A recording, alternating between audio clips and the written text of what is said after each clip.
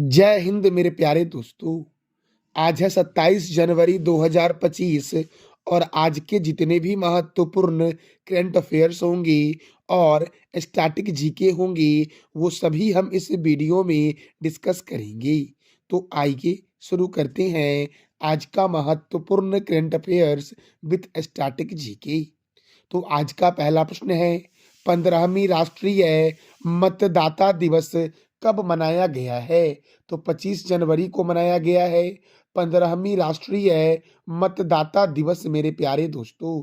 और इस बार के मतदाता दिवस का थीम क्या था? तो वोट जैसा कुछ नहीं, वोट जरूर डालेंगे हम। इसकी शुरुआत कब हुई? तो 25 जनवरी 2011 को यह दिवस पहली बार मनाया गया था। निर्वाचन आयोग के वर्तमान में अध्यक्ष दोस्तों कौन है? तो राजीव कुमार है निर्वाचन आयोग के मुख्य निर्वाचन आयुक्त। और इसका हेडक्वार्टर कहाँ है? नई दिल्ली में। इसकी स्थापना हुई 25 जनवरी 1950 को। और मुख्य निर्वाचन आयुक्त कौन है? तो राजीव कुमार। 61वें संविधान संशोधन 1989 के द्वारा मतदान की न्यूनतम आयु 21 वर्ष से घटाकर 18 वर्ष कर दी गई थी। तो कई बार एग्जाम में पूछा गया है कि मतदान की आयु 21 वर्ष से घटाकर 18 वर्ष किस संविधान संशोधन के द्वारा किया गया था? तो क्या बोलोगे आप? 61वां संविधान संशोधन 1989 के द्वारा किया गया था। अब जनवरी महीने में कौन कौन से महत्वपूर्ण दिवस मनाए गए हैं? तो वैश्विक परिवार दिवस 1 जनवरी, DRDO स्थापना दिवस 1 जनवरी, विश्व अंतर्मुखी दिवस 2 जनवरी, अंतर्राष्ट्रीय मन एवं शारीरिक स्वास्थ्य दिवस 3 जनवरी, सावित्रीबाई फुले की जयंती 3 जनवरी, विश्व ब्रेल दिवस 4 जनवरी, राष्ट्रीय पक्षी दिवस 5 जनवरी को मनाया गया है, राष्ट्रीय प्रौद्योगिकी दिवस 6 जनवरी, विश्व युद्ध अनाथ दिवस 6 जनवरी, पृथ्वी परिभ्रमण दिवस 8 जनवरी, प्रवासी भारतीय दिवस 9 जनवरी, विश्व हिंदी दिवस 10 जनवरी, राष्ट्रीय युवा दिवस 12 जनवरी, 77वां भारतीय सेना दिवस 15 जनवरी को मनाया गया है। तो मेरे प्यारे दोस्तों देखो, जो 77वां भारतीय सेना दिवस मनाया गया 2025 में, इसका थीम था समर्थ भारत सक्षम सेना। लोकपाल दिवस 16 जनवरी, राष्ट्रीय स्टार्टअप दिवस 16 जनवरी, राष्ट्रीय पॉपकॉर्न दिवस 19 जनवरी और पेंगोलिन जागरूकता दिवस 20 जनवरी को मनाया गया है। अगला प्रश्न है, हाल ही में हिमाचल प्रदेश ने अपना स्थापना दिवस कब मनाया है? तो 25 जनवरी को हिमाचल प्रदेश ने अपना स्थापना दिवस मनाया है। दोस्तों हिमाचल प्रदेश 25 जनवरी 1971 को भारत का 18वां राज्य बना था। अब देखो दोस्तों, उत्तर प्रदेश ने अपना 76वां स्थापना दिवस कब मनाया? तो 24 जनवरी को मनाया। अब दोस्तों हिमाचल प्रदेश की राजधानी क्या है? शिमला। हिमाचल प्रदेश के गवर्नर कौन है? शिव प्रताप शुक्ला। हिमाचल प्रदेश के मुख्यमंत्री कौन है? सुखविंदर सिंह सेखो। और हिमाचल प्रदेश में राज्यसभा 3 है, लोकसभा 4 है। ग्रेट हिमालयन राष्ट्रीय उद्यान कहाँ है? तो हिमाचल प्रदेश में है। कोल डैम परियोजना सतलज रिवर पर है। चंद्रताल झील, सूरजताल झील हिमाचल प्रदेश में है। कोल्ड डेजर्ट जैव मंडल हिमाचल प्रदेश। साबरा कुड्डू जल विद्युत परियोजना पब्बर नदी पर है। कोल डैम परियोजना सतलज नदी पर है मेरे प्यारे दोस्तों। नाथपा झाकरी परियोजना सतलज नदी। केंद्रीय आलू अनुसंधान संस्थान शिमला में है। और सिपकिला दर्रा, रोहतांग दर्रा और बारालाचा दर्रा कहाँ है? तो हिमाचल प्रदेश में। अगला प्रश्न है, हाल ही में किसके द्वारा बॉर्डर पर ऑपरेशन अलर्ट सर्द हवा की शुरुआत की गई है? तो ऑपरेशन अलर्ट सर्द हवा की शुरुआत घुसपैठियों को रोकने के लिए किया गया है। और यह किया गया है बीएसएफ के द्वारा। बीएसएफ का फुल फॉर्म है बॉर्डर सिक्योरिटी फोर्स, जिसका हेडक्वार्टर है नई दिल्ली में। इसकी स्थापना 1 दिसंबर 1965 को हुई। और इसके वर्तमान में डायरेक्टर जनरल हैं दलजीत सिंह चौधरी दोस्तों। तो बीएसएफ के वर्तमान में डायरेक्टर जनरल कौन है? दलजीत सिंह चौधरी। अगला प्रश्न है, भारत का प्रमुख वैश्विक मीडिया और मनोरंजन सम्मेलन फिक्की फ्रेम्स के ब्रांड एम्बेसडर कौन बने हैं? तो फिक्की फ्रेम्स के ब्रांड एम्बेसडर बने हैं आयुष्मान खुराना। और भी कुछ महत्वपूर्ण ब्रांड एम्बेसडर हैं, जैसे कि बिस्लरी की पहली वैश्विक ब्रांड एम्बेसडर हैं दीपिका पादुकोण।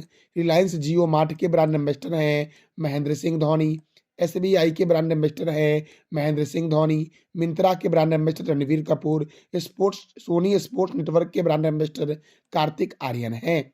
मोटो जीपी इंडिया के brand ambassador Shikhar Dhawan. South Africa 20 league 2024 के ब्रांड एम्बेसडर दिनेश कार्तिक बने।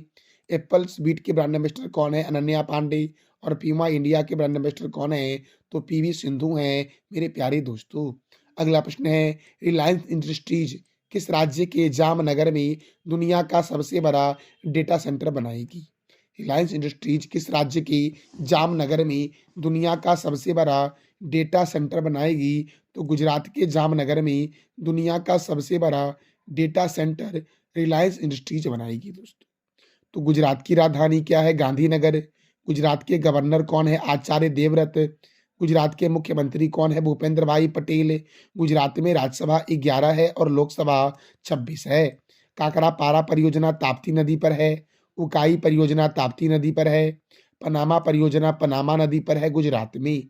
गिर राष्ट्रीय उद्यान कहाँ है? तो गुजरात में है मेरे प्यारे दोस्तों नल सरोवर अभ्यारण्य, पोरबंदर लेक वन्य जीव अभ्यारण्य, रतन महल वन्य जीव अभ्यारण्य, वंशदा राष्ट्रीय उद्यान, थोल झील वन्य जीव अभ्यारण्य, वाधवाना आर्द्र भूमि और जंगली गधा अभ्यारण्य कहाँ है? तो गुजरात में। और थोल झील कहाँ है? तो गुजरात में दोस्तों। आप बताओ कमेंट बॉक्स में कि लोनार झील किस राज्य में है? मरीन राष्ट्रीय उद्यान, ब्लैक बक राष्ट्रीय उद्यान, खिजरिया पक्षी अभ्यारण्य और विश्वामित्री नदी परियोजना गुजरात में है। भारत का बोस्टन अहमदाबाद को कहते हैं। भारत का मानचेस्टर अहमदाबाद को कहते हैं दोस्तों। दक्षिण भारत का मानचेस्टर कोयम्बटूर को कहते हैं। तो उत्तर भारत का मानचेस्टर किस शहर को कहते हैं? इसका जवाब दे दो आप कमेंट बॉक्स में।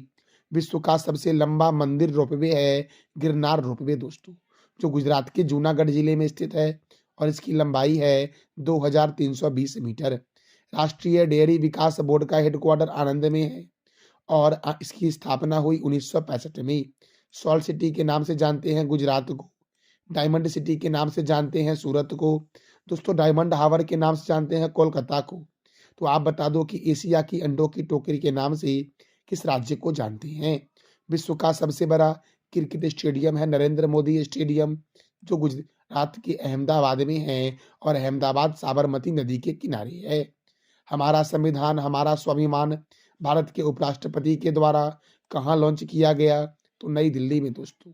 नई दिल्ली के डॉक्टर BR अम्बेडकर अंतर्राष्ट्रीय केंद्र में इसे लॉन्च किया गया है। हमारा संविधान हमारा स्वाभिमान दोस्तों। तो ये लॉन्च किया गया भारत के उपराष्ट्रपति के द्वारा। तो आप बताओ कमेंट बॉक्स में कि भारत में एक उपराष्ट्रपति हो, इसका वर्णन भारतीय संविधान के किस अनुच्छेद में किया गया है? और नई दिल्ली में पंजाब नेशनल बैंक का हेडक्वार्टर है, DRDO का हेडक्वार्टर है। अगला प्रश्न है, भारतीय एक्सा लाइफ इंश्योरेंस के अध्यक्ष कौन बने हैं? तो भारतीय एक्सा लाइफ इंश्योरेंस के अध्यक्ष बने हैं अखिल गुप्ता। कौन बने हैं? तो अखिल गुप्ता बने हैं। अब देखो दोस्तों, भारतीय लघु उद्योग विकास बैंक के CMD मनोज मित्तल हैं। टाटा ट्रस्ट के अध्यक्ष कौन है? नोएल टाटा। CRPF के महानिर्देशक कौन है? ज्ञानेंद्र प्रताप सिंह। BCCI के सचिव कौन है? देवजीत सैकिया। इसरो के अध्यक्ष कौन है? V नारायण। BCCI के कोषाध्यक्ष कौन है?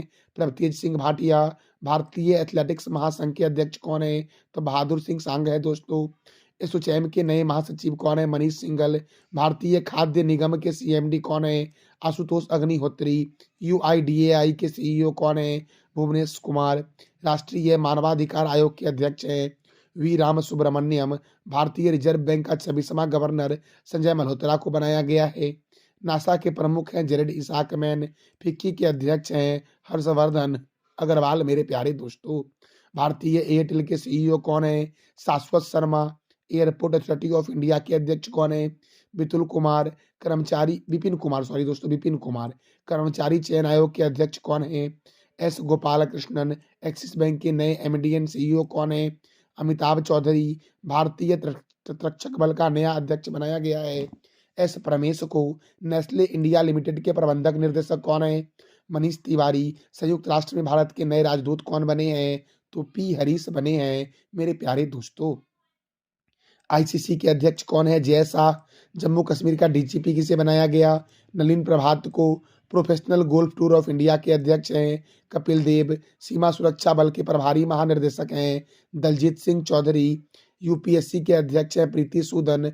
एसबीआई के अध्यक्ष हैं चल्ला श्रीनिवासल्लू शेट्टी। और यूरोपीय परिषद के नए अध्यक्ष कौन हैं? तो एंटोनियो कोस्टा है मेरे प्यारे दोस्तों। नाटो के महासचिव हैं मार्क रूट। भारतीय दूरसंचार विनियामक प्राधिकरण के अध्यक्ष हैं अतुल कुमार चौधरी।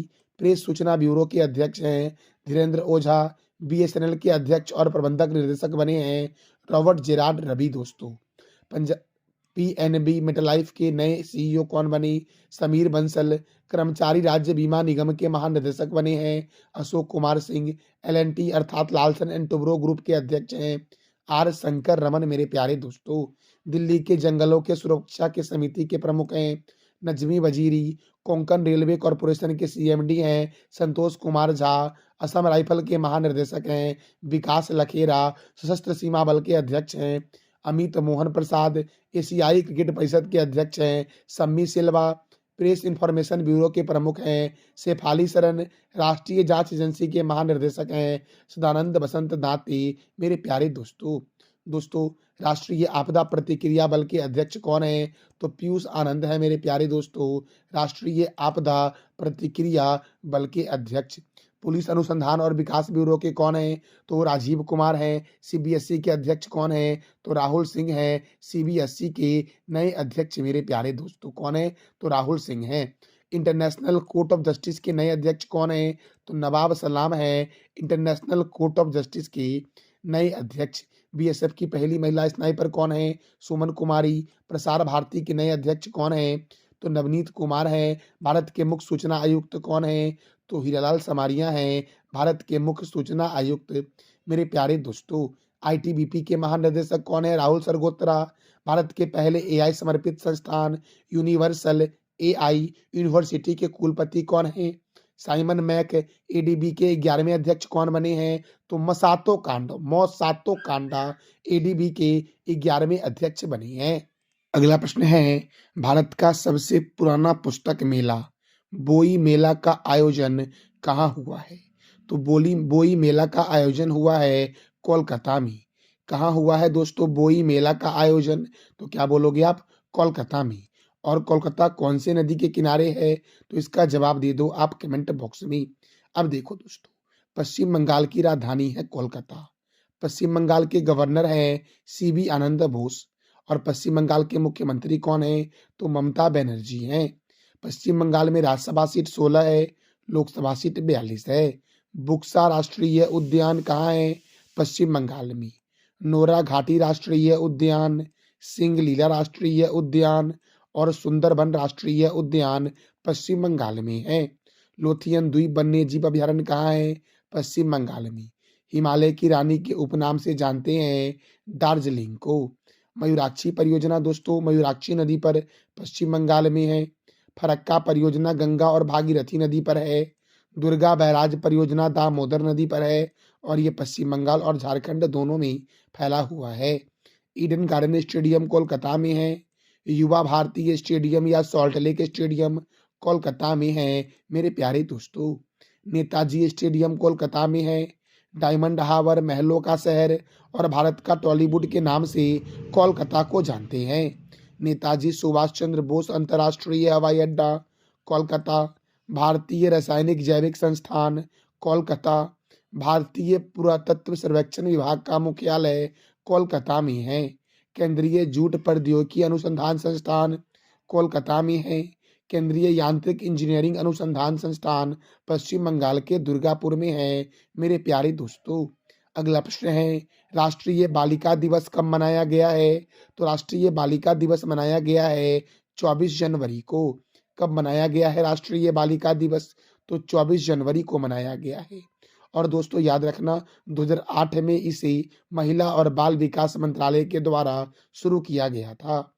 अंतर्राष्ट्रीय शिक्षा दिवस कब मनाया गया है? तो 24 जनवरी को मनाया गया है। अच्छा दोस्तों मैंने तुरंत बताया था ना आपको भी कि निर्वाचन आयोग ने अपना स्थापना दिवस कब मनाया है, अर्थात दोस्तों राष्ट्रीय मतदाता दिवस कब मनाया गया है? तो इसका जवाब दे दो आप कमेंट बॉक्स में।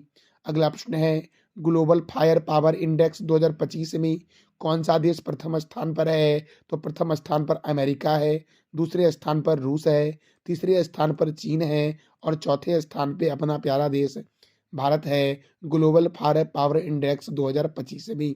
अच्छा दोस्तों, आप ये बता दो कमेंट बॉक्स में कि हैनल पासपोर्ट इंडेक्स 2025 में भारत का स्थान क्या है और पहले स्थान पर कौन सा देश है? तो ये था हमारा आज का महत्वपूर्ण करंट अफेयर्स। कल मैंने आपसे 3 प्रश्न किया था कि नासिक किस नदी के किनारे है? तो नासिक मेरे प्यारे दोस्तों गोदावरी नदी के किनारे है।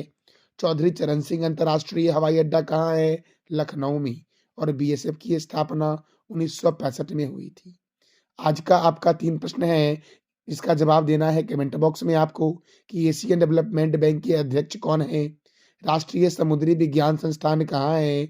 और ओम प्रकाश माथुर किस राज्य के राज्यपाल बने हैं? तो इस तीनों प्रश्नों का जवाब दे दो आप कमेंट बॉक्स में मेरे प्यारे दोस्तों। ये था हमारा आज का महत्वपूर्ण current affairs with static GK. जानकारी अच्छी लगी तो चैनल को लाइक करें, शेयर करें और सब्सक्राइब करें। थैंक यू सो मच मेरे प्यारे दोस्तों।